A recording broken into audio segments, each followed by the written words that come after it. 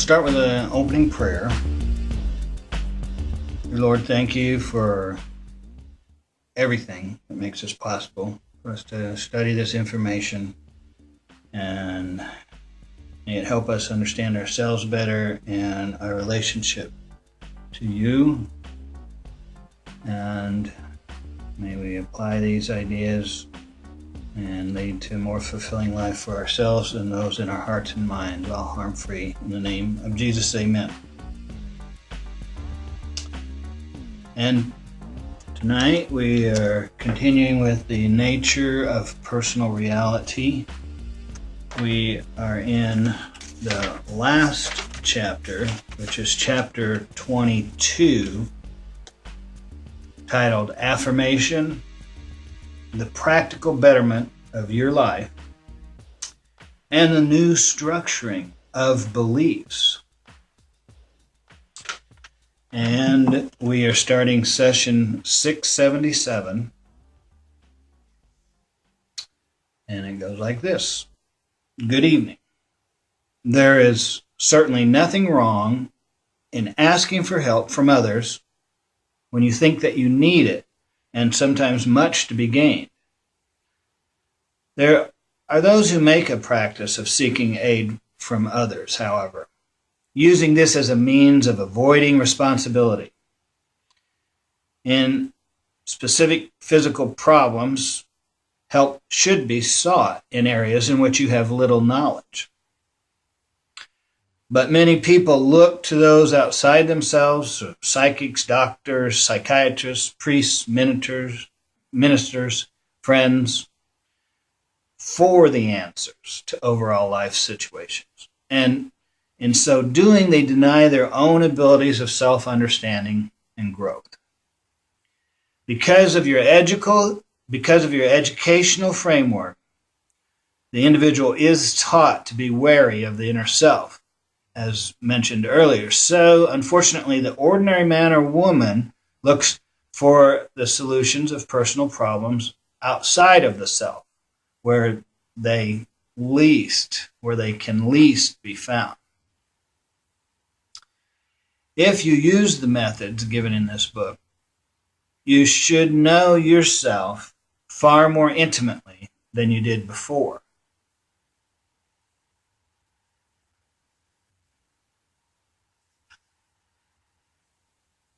And be better equipped to handle your personal reality. Simply knowing that you form your reality can free you from some limiting concepts that have held you back in the past.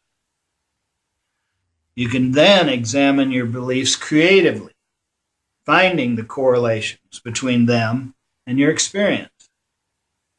The conscious knowledge alone will trigger intuitional responses within the inner self so that you will receive helpful information through dreams, impulses, and ordinary thought patterns.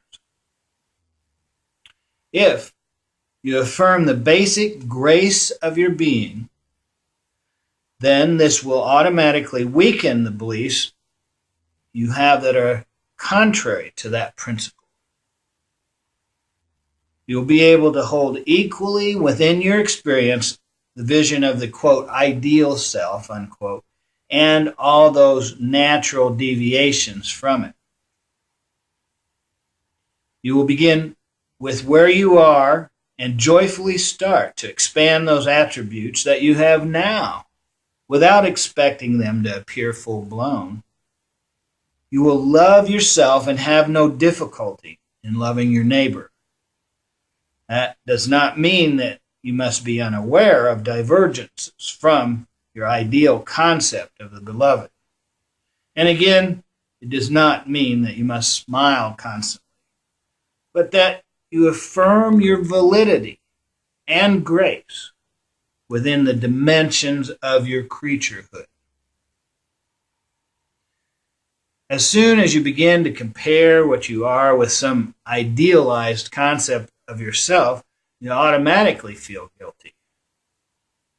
Until you work with your beliefs, This guilt can be initiated by the most harmless episodes and characteristics. It is a good idea to write down a list of specific acts or incidents that fill you with a sense of guilt. Often you will be able to trace them to early childhood beliefs quite easily, some instilled by a well-meaning parent to protect you, or out of an adult's ignorance. Brought into the open, however, many of these will dissolve before your comprehension. When you affirm your own rightness in the universe, then you cooperate with others easily and automatically as a part of your own nature. You, being yourself, help others be themselves. You're not jealous of talents that you do not possess, and so you can open-heartedly encourage them and others. Because you recognize your own uniqueness, you will not need to dominate others or cringe before them.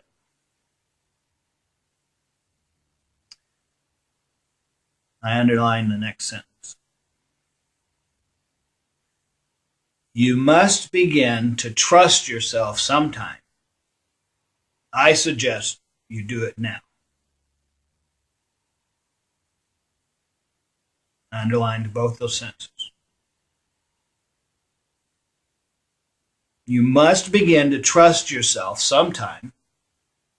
I suggest you do it now. If you do not, then you will forever be looking to others to prove your own merit to you, and you will never be satisfied. You will always be asking others what to do and at the same time resenting those from whom you seek such aid. It will seem to you that their experience is legitimate and yours counterfeit. You will feel shortchanged.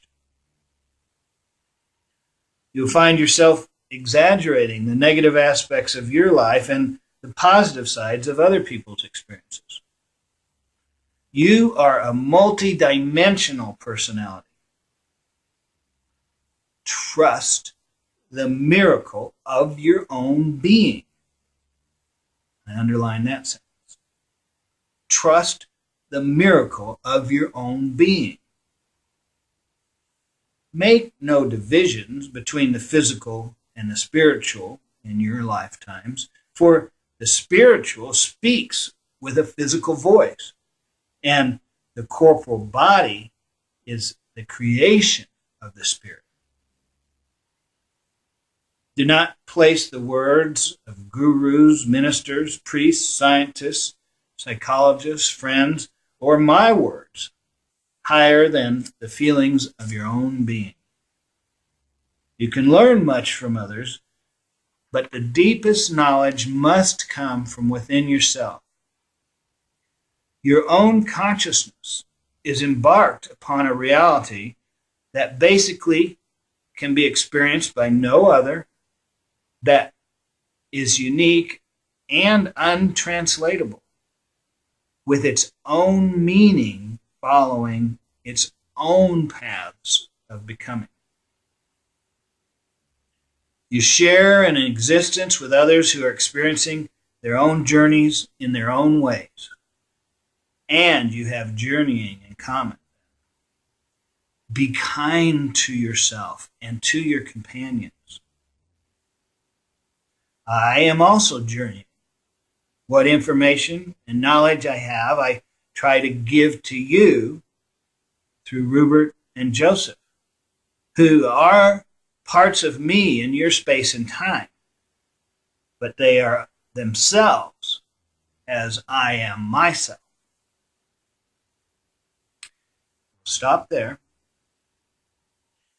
And there's many, many ways we could summarize all of this. However, we will make this personal. Trust the miracle of your own being, and we'll change that into I trust the miracle of my own being. All right? That's what we're going to say. All right, so we're going to say our sentence will be, I trust the miracle of my own being. I trust the miracle of my own being. Today is January 8th, 2015, and we'll have a closing prayer after I repeat this down. I trust the miracle of my own being.